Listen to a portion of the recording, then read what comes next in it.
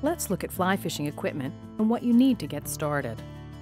But before we do that, it's helpful to understand the difference between fly fishing and conventional fishing tackle. In conventional tackle, the weight of the lure carries the line, and in fly fishing, the line carries the lure to the water. The essential components that you need to fly fish are the rod, the reel, and the fly line. The rod, line, and reel are matched to the species you are targeting. The bigger the fish, the heavier gear you'll need. For example, a 5/6 weight rod and reel are perfect for bass, trout, and panfish. For species like pike, salmon, or steelhead, you'll need a higher weight class. Rods are usually 8.5 to 9 feet in length, which works in most fly fishing situations. Reels hold your fly line and backing. The drag system knob on the side of the reel is used to help fight fish by creating resistance as the line comes off the reel.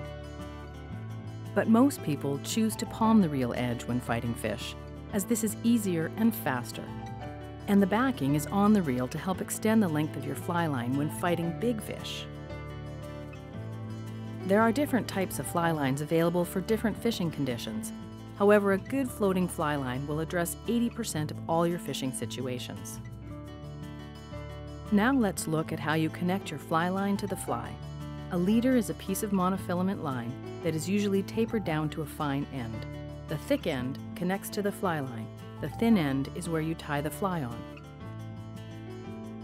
As you change flies throughout the day, you'll cut off more and more of this fine end. Eventually, the leader will get too short, and you'll need to extend it by tying in a material known as tippet. Tippet is essentially fine monofilament made to the size and strength to match the species you're after and the size of fly you're using. As an example, if your tippet is too large, then you won't be able to get it through the eye of the fly. If it's too light, then your fly will easily break off when casting or when hooking a fish. Here are some guidelines for leader and tippet sizes based on species.